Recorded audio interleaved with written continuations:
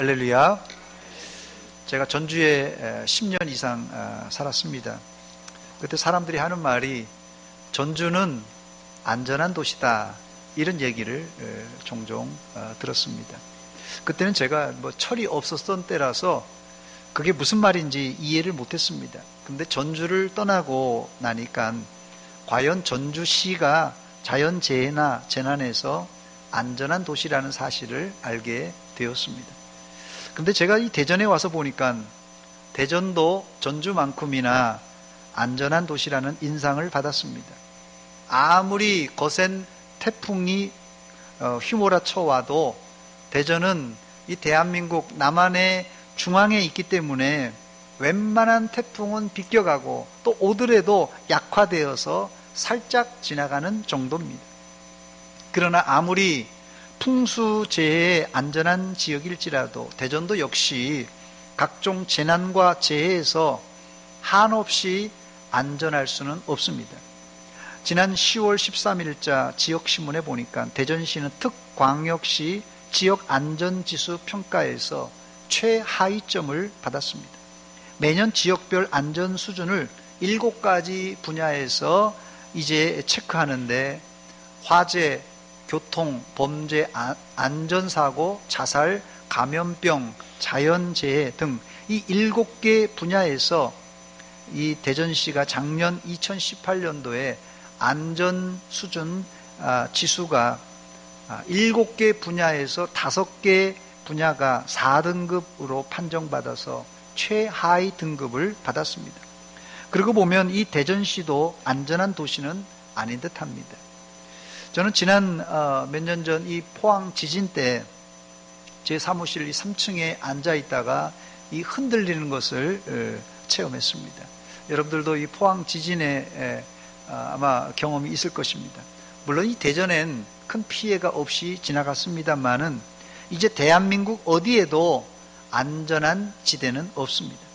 지진이 발생하고 북한에서 핵무기와 미사일로 공격하면 여러분들은 어디로 피난 가시겠습니까? 6.25 때처럼 보따리 싸서 남쪽으로 부산으로 피난 갈 수도 없는 상황입니다. 이제는 미사일이나 이 대포의 사정거리가 이 북한의 미사일 성능이요, 이게 거의 세계 수준급입니다. 우리나라 전역을 폭격할 뿐 아니라 일본을 넘어서서 태평양까지도, 미국까지도 폭격할 수 있기 때문에 현대전에는 따로 전선이 없다, 이렇게 말합니다.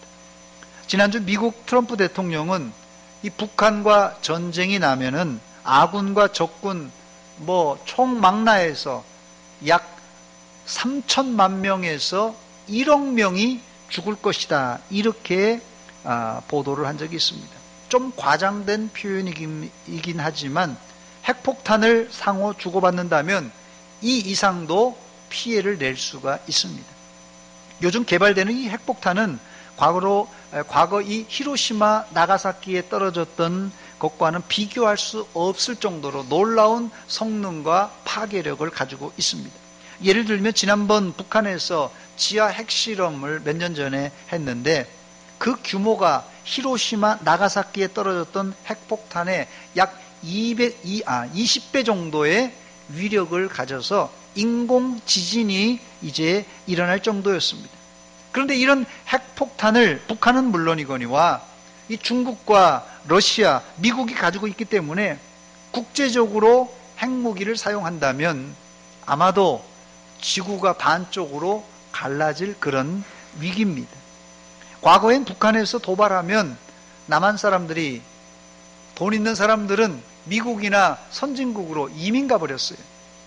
그러나 이제는 미국과 선진국의 사정도 그렇게 만만하지가 않습니다. 그래서 한동안은 미국이나 캐나다나 이 선진국에서 역이민 오는 그런 시대도 있었습니다. 그렇습니다. 이제 세상 어디를 가나 안전한 곳은 존재하지 않습니다. 그런데 신기하게 인간은 위험과 재난 상황일 때 무의식적으로 행동합니다. 아이들이 위험을 만났을 때 어떻게 합니까? 어린아이들이 위험을 만났을 때 어머니 품 안으로 달려갑니다. 어머니가 없으면 엄마 엄마 하면서 아이들이 엄마를 부릅니다. 성인이 되어서는 뭐 이제 지형 지문을 이용하기도 하지만 요즘 같으면은 119가 제일 편하겠죠. 어려움을 처했을 때 119를 이제 부릅니다. 여러분들은 인생의 재난 가운데 피할 피난처가 있습니까? 우리는 사방이 막혀있는 도간에 든 쥐와 같은 상황에서 우리 본능적으로, 예수 믿는 사람들이 본능적으로 해야 될 일은 하늘을 바라보시고 하나님께 기도하는 일입니다. 그 길밖에 없습니다. 하나님은 우리의 피난처가 되시며 환난 중에 우리의 힘과 도움이시라. 피난처 있으니 환난을 당한 자 이리오라. 할렐루야. 환난을 당한 자, 피난처 여기 있으니 오라고 주님께서 불러주십니다. 첫 번째, 오늘 본문에서 하나님은 피난처를 찾는 우리에게 피난처가 되어 주시겠다고 약속하셨습니다. 본문 17절에 하나님은 약속을 기업으로 받은 자들에게, 이렇게 17절이 시작되는데요. 약속을 기업으로 받은 자들에게, 여기서 우리는 이 성도의 정체성을 발견하게 되는데, 성도란 모두 약속을 기업으로 받은 자들입니다. 여러분, 약속을 기업으로 받았다는 뜻이 무엇입니까? 약속을 기업으로 받았다. 여러분, 누가 여러분들한테 약속을 하는 거예요? 내가 언제 100억을 너한테 주겠다. 여러분한테 약속을 하는 거예요. 누가 당신한테 내가 100억 주겠다. 그러면 그 사람이 100억 주겠지. 그리고 따라다니는 사람이 있겠습니까? 요즘 시대가 어떤 시대인데 저거 사기꾼 아닌가? 아마 의심부터 할 것입니다. 그런데 아브라함은 하나님이 장래 기업을 주시겠다는 약속, 말 그대로 쉽게 표현하지만 약속 어음입니다. 약속 어음. 사실은 실제로 이 약속 어음이 이게 받은 것이 10년, 20년이 아니에요. 30년, 40년, 50년 이상이 되어서야 겨우 조금만 약속받았어요. 그런데 아브라함은 하나님이 장래 기업을 주시겠다는 그 약속만 믿고 하나님이 가라고 하시는 곳에 집도 고향도 자기가 하던 일도 다 팽개쳐버리고 떠났습니다. 아마 아브라함은 둘 중에 한 사람일 것이에요. 바보 멍청이든지 아니면 하나님을 제대로 믿는 사람이든지. 여러분, 아브라함은 결코 바보 멍텅구리가 아니었습니다. 그는 하나님이 거짓말을 못하신다는 분인 것을 알고는 끝까지 하나님의 말씀에 순종하여 약속을 붙들고 75세에 가나안 땅에 들어갔고, 그 이후 25년을 더 기다려서 100세에 약속의 아들 이삭을 낳았습니다. 그리고 이삭이 거의 장성했을 때 무모하게도 모리아산 꼭대기에서 100세에 낳은 눈에 넣어도 안 아플 그 아들을 하나님께 번제로 드리려고 했습니다. 한마디로 대책 없는 노인이었어요, 아브라함은. 그런데 하나님은 그런 무모한 아브라함을 향하여 내가 이제야 네가 나를 경외하는 줄을 알았노라, 이렇게 칭찬했습니다. 여러분, 믿음은 다른 것이 아닙니다. 여러분, 믿음이 뭡니까? 믿음은 하나님의 약속, 언약을 의심하지 않고 믿는 것입니다. 본문 17절 다시 읽어드립니다. 하나님은 약속을 기업으로 받은 자들에게 그 뜻이 변하지 아니함을 충분히 나타내시려고 어떻게 했냐면요, 그 일을 맹세로 보증해 주셨습니다. 사람은 한번 약속을 해도 시간이 지나고 약속이 이행이 안 되면 의심부터 합니다. 또 믿음이 약화될 수밖에 없습니다. 그래서 하나님은 약속하신 것이 이제 아브라함에게도, 약속을 받은 사람에게 약화될까봐 맹세로 보증을 해 주셨습니다. 하나님께서 맹세로 보증해 주셨다는 말씀은 약속 어음이나 자기 앞 수표보다도 더 확실한 보장입니다.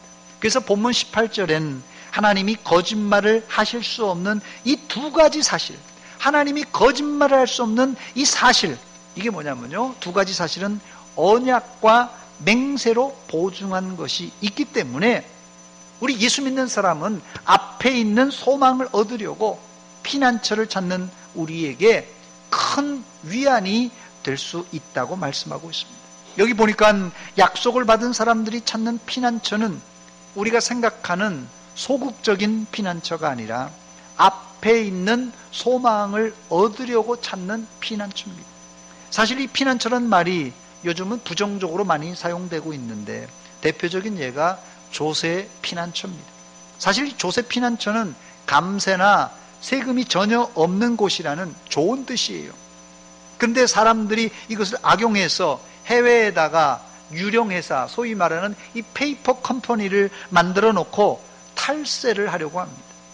히브리서 기자가 말하는 이 피난처는 소극적인 당장 현실을 피하려고 하는 회피처가 아니라 적극적인 의미로 미래지향적인 장소, 안전한 장소를 지금 일컫고 있습니다.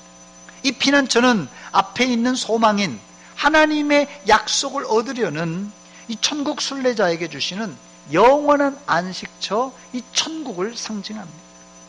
그 안식처, 피난처를 성경은 예수 그리스도라고 말합니다. 두 번째, 히브리서 기자는 본문에서 이 피난처는 구약의 이 성소와 이 도피성으로 설명을 합니다. 본문 19절과 20절입니다. 우리가 이 소망을 가지고 있는 것은 영혼의 닷 같아서 튼튼하고 견고하여 휘장 안에 들어가나니 20절입니다. 그리고 앞서가신 예수께서 멜기세덱의 반차를 따라 영원히 대제사장이 되어 우리를 위하여 들어가셨느니라 그랬습니다. 여기 성도는 영원한 피난처인 천국을 바라보고 가는 순례자들이지만 하나님은 이 땅에 사는 백성들에게 우리가 천국을 볼 수가 없지 않습니까? 천국을 약속해 주셨는데 천국이 안 보이는 거예요. 그러니까 사람들이 자꾸 믿음이 약해지고 마음이 약해지는 거예요. 천국을 보여주면 좋겠는데. 그래서 하나님은 이 구약시대에 천국의 모형을 이 땅에 보여주셨는데 두 가지입니다. 구약에는 첫째는 성소요, 둘째는 이 도피성입니다. 첫째, 이 성막은 이 제사장들이 섬기는 성소와 대제사장이 1년에 한 번 들어가 죄를 속하는 지성소로 나누어집니다. 히브리서 기자는 하나님의 법궤가 있는 이 지성소를 구약 성도들의 피난처라 이렇게 소개했습니다. 구약시대의 지성소는 대제사장이 1년에 딱 한 번 대속죄일에 송아지의 피를 가지고 들어가서 온 이스라엘의 죄를 다 속하는 곳이 바로 이 지성소입니다. 어떤 죄를 지었든지 대제사장이 법궤를 덮고 있는 이 속죄소 위에 피를 뿌릴 때 죄 속함을 받습니다. 사실 이 속죄소는 법궤를 덮고 있는 뚜껑이라고 우리가 쉽게 생각할 수 있는데 사실상 그 자리는 하나님이 앉으시는 보좌입니다. 보좌. 하나님은 바로 그 보좌에서 이스라엘이 지은 죄를 사해 주시고 또 용서해 주시는 곳입니다.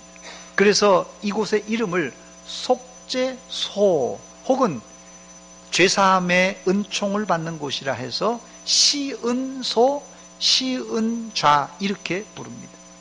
예나 지금이나 죄인들에게 최고의 위로와 복음이 무엇입니까? 죄인들에게 최고의 위로와 복음이 뭐예요? 그냥 돈다발 하나 던져주는 것입니까? 아니면 로또 복권에 당첨되는 것입니까? 아닙니다. 그것은 죄가 용서되었다고 하는 이 사죄의 선언입니다. 사죄의 선언. 죄인들은 따라오는 사람이 없어도 다리를 펴고 자지 못하고 늘 불안, 염려에 쌓여 살아가는 사람들입니다. 죄인에게 돈도 세상의 쾌락도 일시적으로는 위안을 줄 수 있을지 모르지만 마음 한켠에는 항상 죄인은 불안과 염려와 초조로 가득 찰 수밖에 없습니다. 그러나 대제사장이 지성소에 들어가 속죄해 줄 때 바로 그때 죄사함의 은총, 기쁨을 체험할 수 있습니다. 그러나 이제는 대제사장이 송아지의 피를 가지고 성소에 들어갈 필요가 없어졌습니다. 그 이유는 죄 없으신 예수님께서 송아지 대신 십자가에서 죽으심으로 우리 죄를 짊어지셨기 때문에 그렇습니다. 그래서 이제는 죄 있는 자에게도 피난처가 있는데, 죄 있는 자들아 이리로 오라, 주 예수 앞에 오라. 죄 있는 자들아 이리 오라, 주 예수 앞에 오라. 죄 없는 사람 오라고 안 했습니다. 죄 있는 자 오라고 합니다. 과거에는 일반인은 지성소에 접근도 못했지만 심지어 대제사장일지라도 죄를 지고 죄를 회개하지 않고 지성소에 들어가면 대제사장도 즉사합니다, 여러분. 그러나 이제는 죄 있는 자도 예수 그리스도의 십자가 앞에 나오면 죄사함 받고 평안과 안식을 누릴 수가 있습니다. 바로 이게 기독교의 복음입니다. 두 번째 구약의 피난처는 요단강을 이제 중심으로 요단 동편과 서편에 세 곳, 6곳의 도피성이 이제 구약의 피난처였어요. 민수기 35장 13절로 14절입니다. 너희가 줄 성읍 중에 6을 도피성이 되게 하되 세 성읍은 요단 이쪽에 두고 세 성읍은 가나안 땅에 두어서 도피성이 되게 하라 그랬어요. 이 도피성을 두신 이유는 부지 중에 살인한 자를, 의도하지 않고 실수로 살인한 자를 보호하는 시설이었어요. 이 도피성 제도는 현대 우리나라 국법에도 그대로 적용되는데요. 이게 바로 무죄 추정 원칙입니다. 여러분 들어보셨어요? 무죄 추정 원칙. 이 무죄 추정 원칙이 적용되는 곳이 어디라고요? 도피성입니다, 여러분. 즉 어떤 중범죄를 지었을지라도 재판을 받고 판결을 받기 전까지는 아무도 죄인이라고 단정할 수 없다는 뜻입니다. 구약에는 특별한 법이 있었는데요. 눈에는 눈으로, 이는 이라는 이런 동해 보복법이 있었습니다. 내 눈 한쪽을 상하게 하면 네 눈도 한쪽 상하게 하고, 내 이빨을 하나 상하게 하면 네 이빨 하나도 뽑아버리겠다. 이게 동해 보복법입니다. 이것을 이 라틴어로는 이 탈리오법이라고 부르는데, 이 탈리오법, 이 라틴어의 탈리오는 동등한 혹은 동일한이란 의미로 동해 보복법을 의미합니다. 사실 이 동해 보복법을 적용하면 부지 중에 살인한 자를 보호할 수가 없습니다. 왜냐하면 네가 내 아들 죽였어? 동해 보복법은 나는 그럼 네 아들 죽이겠다는 거예요. 내 아들을 네가 죽였으니까 내가 네 아들 죽이겠다는 게 이 동해 보복법입니다. 그래서 이 부지 중에 살인한 자를 이 동해 보복법으로는 보호할 수 없기 때문에 하나님은 이런 자를 보호하기 위해서 뭘 만들었다고요? 도피성을 만들었어요. 근데 하나님이 이 도피성을 이스라엘 자국민뿐만 아니라 이방인에게까지도 적용했습니다. 이것이 우리에게는 얼마나 감사한 일인지 모릅니다. 민수기 35장 15절입니다. 이 6 성읍은 이스라엘 자손과 타국인과 이스라엘 중에 거류하는 자의 도피성이 되리니 부지 중에 살인한 모든 자가 그리로 도피할 수 있으리라 그랬어요. 저는 이 말씀이 너무나 은혜가 되었습니다. 도피성은 이스라엘만을 위해서가 아니에요. 만약에 이스라엘 유대인들만 위해서라면 우리는 이게 도피성에 갈 수도 없는 사람입니다. 그런데 하나님께서는 심지어 타국인과 이스라엘에 거류하는 이방인까지도 이 도피성에 피할 수 있게 하셨습니다. 대신 조건은 부지 중에 살인한 사람에 한해서입니다. 또 신명기 19장 3절엔 하나님께서 모세를 통하여서 도피성 오는 길을 잘 닦아 놓으라고 명령하셨어요. 만약에 길이 험하면은 도피성에 오다가 지쳐서 붙잡혀 죽을지 모르니까 이스라엘 전역 어디든지 이 동서남북, 이 북쪽에 2군데, 중앙에 2군데, 남쪽에 2군데, 그래서 요단을 통해서 어느 지역이든지 이스라엘에서는 짧은 단기간에 이 6개의 도피성에 도피할 수 있게 만들었습니다. 즉 부지중에 살인을 저질렀어도 누구나 빨리 다른 박질하여서 도피성에 가기만 하면 생명을 이제 보존할 수 있었습니다. 그래서 도피성은 부지중에 실수한 사람에게는 큰 위안이 되었습니다. 구약의 6군데의 도피성은 예수 그리스도를 상징합니다. 피난처 있으니 환난을 당한 자 이리 오라.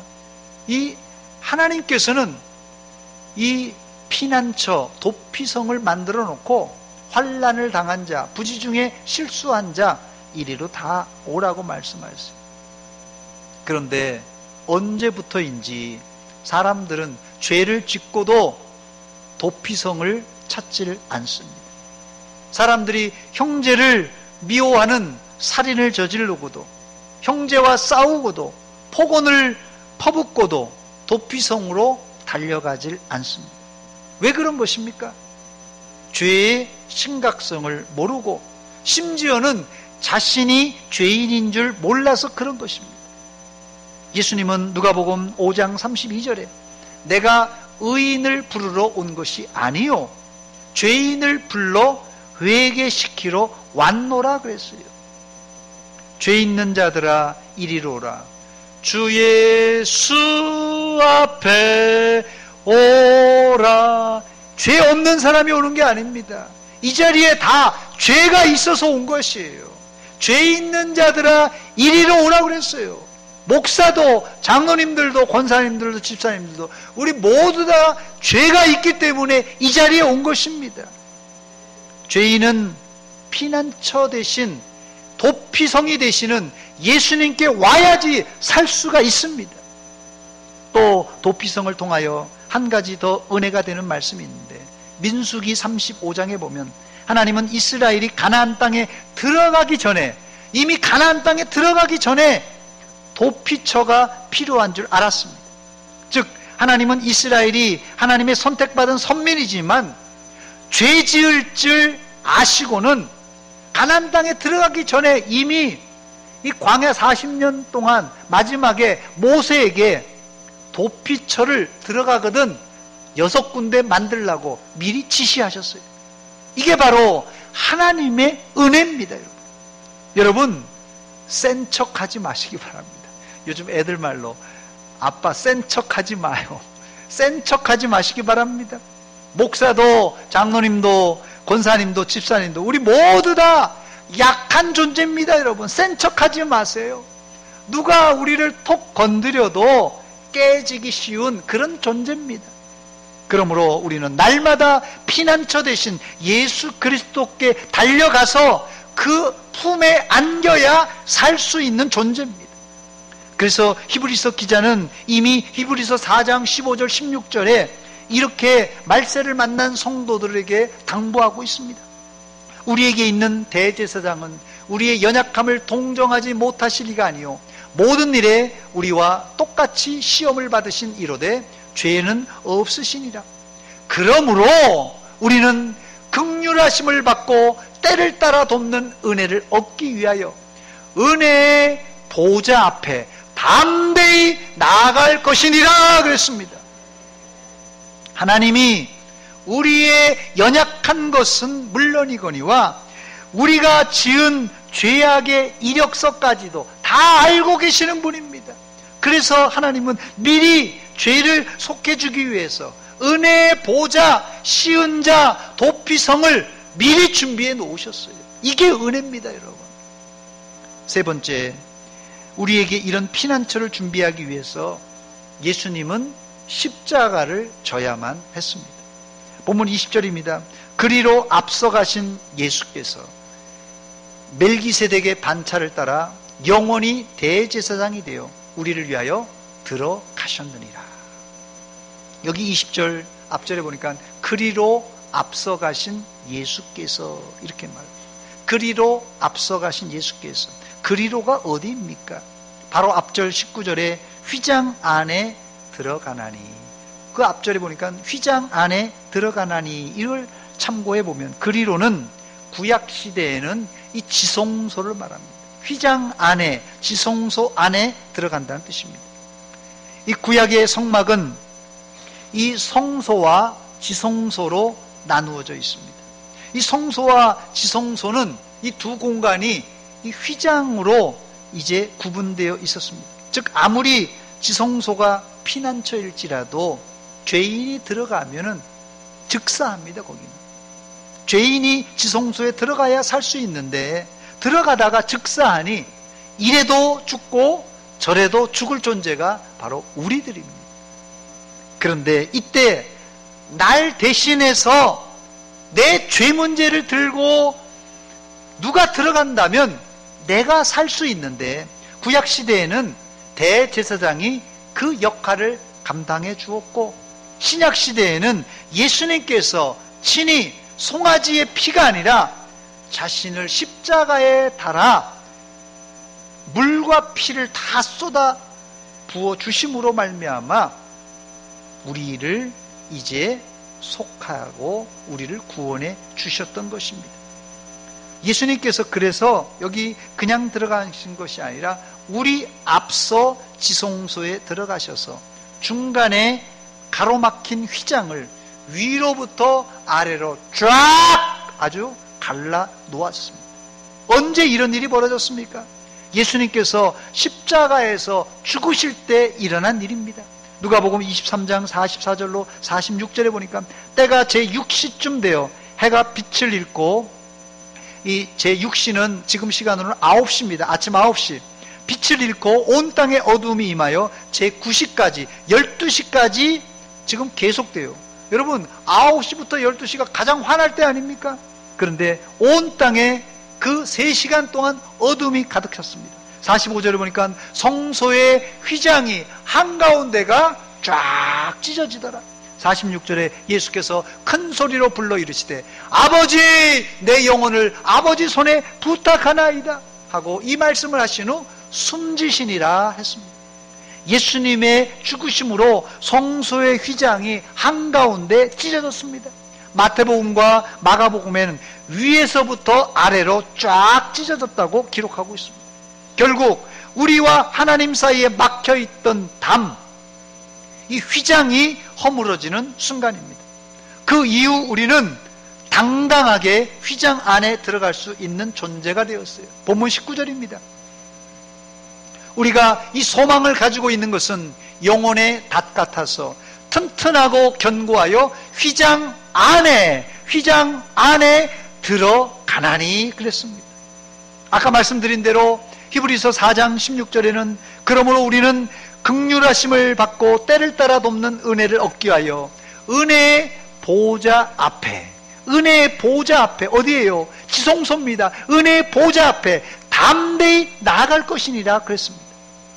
죄인은 휘장 안에 들어가면 죽는데 이제는 예수님 때문에 예수님의 십자가 때문에 그 공로 때문에 우리가 담대하게 은혜의 보좌 앞 시은 자 앞에 나갈 수 있게 되었습니다. 이제 하나님 앞에서도 우리가 앞에 설 때도 떨 필요가 없습니다. 예수님께서 다 해결해 주셨어요. 비록 탕자같이 하나님께 죄를 지었을지라도 여러분 담대하게 하나님께 나오시기 바랍니다. 하나님이 널리 용서해 주실 줄 믿습니다. 이런 사실을 히브리서 기자는 영혼의 닷 같다 그랬어요. 영혼의 닷 같아. 여러분 닷이 뭐하는 기구입니까? 배가 항구에 정박할 때 파도나 이렇게 바람이 불어서 배가 울렁울렁거리고 배가 떠내려갈 수도 있습니다. 그때 이 붙들어주는 기구가 닷입니다. 닷. 그렇습니다. 이제 우리가 환난의 바람이 불어와도 시련의 파도가 밀려올지라도 예수님이 휘장 안으로 들어가셔서 성취한 이 죄사함의 은총은 흔들리지 않는 우리 영혼에 닫힌 것입니다. 다시예요. 이 사실을 붙들고 이제부터는 담대하게 주님이 먼저 걸어가신 휘장 안으로 우리도 날마다 들어가시기를 주의 이름으로 축원합니다. 원칙적으로 휘장 안은, 휘장이 모세 시대의 휘장은 이 지성소 안에는 그렇게 크지가 않았어요. 뭐 솔로몬 성전은 크게 졌지만 이 지성소 안에는 그렇게 크지 않습니다. 법궤가 중앙에 있고 아무것도 없어요. 자, 그래서 이 원칙적으로 휘장 안에는 모세 시대에 모세만 들어갈 수 있었어요. 그래서 휘장 안에서 하나님과 모세가 1대1로 대화를 나누었어요. 그 다음에는 대제사장이었던 아론도 들어갈 수 있었어요. 아론은 1년에 한 번 대속죄일에, 그래서 하나님과 아론이 1대1로 그 휘장 안에서 이제 있을 수 있었습니다. 성경은 이런 만남을 출애굽기 33장 11절에 사람이 자기의 친구와 이야기함 같이 여호와께서는 모세와 대면하여 영어로는 face to face입니다. 얼굴과 얼굴을 마주보며 말씀하셨다고 기록하고 있습니다. 여러분들이 기도할 때 이런 하나님과의 친밀한 대화, 관계가 이어져야 됩니다. 이게 휘장 안에 앞서가신 예수님이 하셨던 일이고 바로 우리가 그 일을 해야 할 것입니다. 사랑하는 여러분, 신앙의 진국 들어보셨어요? 신앙의 진국이 무엇입니까? 누가 헌금을 많이 했는가? 누가 봉사를 많이 했는가? 누가 예수를 오래 믿었는가? 이걸로 신앙의 진국은 결판나지 않습니다. 믿음의 진국은 누가 하나님과 대면하여 친구처럼 대화할 수 있느냐 없느냐, 이걸로 판결납니다. 이미 예수님은 공생의 기간 동안 하나님과 이런 친밀한 관계를 새벽과 밤낮으로 이제 맺었습니다. 오늘이 12월 1일입니다. 남은 한 달 동안 2019년을 돌아보며 2020년을 설계하며 하나님과 얼굴과 얼굴을 맞대며 이야기하며 한 해를 마무리하고 새해를 설계하시기를 바랍니다. 그런데 문제는 이렇게 좋은 하나님과 우리와의 1대1 관계가 이렇게 잘 맺어지면 좋겠습니다만은 이 관계가 언제 무너집니까? 우리 인생에 문제를 만났을 때, 우리 인생에 문제가 발생했을 때 마음속에 염려가 밀려오고 근심이 쌓이고 또 불안하고 이렇게 초조할 때 하나님과의 은밀한 관계는커녕 형식적인 기도도 잘 안 돼요. 그러나 이 시간 주님은 염려, 걱정, 근심의 보따리뿐만 아니라 죄의 짐을 짊어지고 있는 우리를 이리로 오라고 초청하십니다. 앞서가신 예수님을 따라서 때를 따라 돕는 은혜를 얻기 위하여 은혜의 보좌 앞에 담대히 나가는 성도들이 되시기를 주의 이름으로 축원합니다. 주날개 및 나의 피난처 되니 거기서 쉬기를 원하노라. 세상이 나를 위로치 못하나 거기서 평화를 누리리라. 주날개 밑에 참된 안식과 평안이 있다는 고백입니다. 여러분, 다른 곳에 평안과 안식이 없습니다. 여러분, 주님 날개 밑 아래 십자가 밑에 참 평안과 안식이 있는 줄 믿으시기 바랍니다. 삶에 지친 여러분들은 주님 안에서 평안과 안식이 있다는 사실을 꼭 붙드는데, 이게 뭐라고요? 우리 영혼의 닷과 같습니다. 그리고 나서 우리 마음의 안식과 평안을 누린 이후에 그 다음에 일을 할 수 있는 것이에요. 마음의 평안이 없이, 마음의 안식이 없이 일만 열심히 하면 일도 제대로 안 될 뿐 아니라 일하다가 사고 납니다. 이런 사람들. 주님 안에 안식과 평안을 얻고 그 다음에 우리가 받은 사명, 그 일을 잘 감당할 때 하나님께서 나중에 여러분들에게, 저에게 생명의 면류관, 의의 면류관, 영광의 면류관을 주실 줄 믿습니다. 같이 기도하겠습니다. 이 시간 기도할 때 하나님께서 우리를 이렇게 사랑해 주셔서 십자가의 은혜로 휘장을 걷어버리시고 담대하게 우리가 십자가 앞으로, 하나님 앞으로 나갈 수 있게 은혜를 베풀어 주셨지만 우리가 하나님과의 1대1의 관계가 멀어졌습니다. 하나님 이 시간 불쌍히 여겨주시고 우리 염려, 걱정, 근심 아시는 하나님, 우리 죄악을 아신 하나님, 이 시간 용서해 주시고 하나님께 더 가까이 가는 계기가 되게 하여 주시옵소서. 1년을 돌아보면서 같이 한 목소리를 기도하겠습니다. 하나님, 우리 아버지, 하나님, 우리 안에 염려, 걱정, 근심, 죄악의 보따리를 가지고 나왔습니다. 아버지, 불쌍히 여겨주시고 긍휼과 자비를 베풀어 주시옵소서. 하나님의 은혜가 아니면은 우리가 살 수 없는 연약한 인생입니다. 누가 나를 건드려도 하나님이여, 아버지, 우리가 깨지고 쓰러지는 연약한 인생입니다. 아버지, 불쌍히 여겨주시옵소서. 긍휼을 베풀어 주시옵소서. 주님 앞에 참 안식과 주님 앞에 참 평안이 있는 것을 고백합니다. 이제 하나님 앞에 나아갈 때 담대히 하나님께 나아가게 하시고 은혜의 보좌 앞에 나아갈 때 하나님께서 은혜와 복을 내려 주시옵소서. 이제 2019년을 아버지여 마무리해야 될 시점에 와 있습니다. 남은 한 달 동안 우리가 한 달을 잘 마무리하였어 하나님께 영광이고 아름다운 아버지 하나님이여 마무리가 되게 하여 주시옵소서.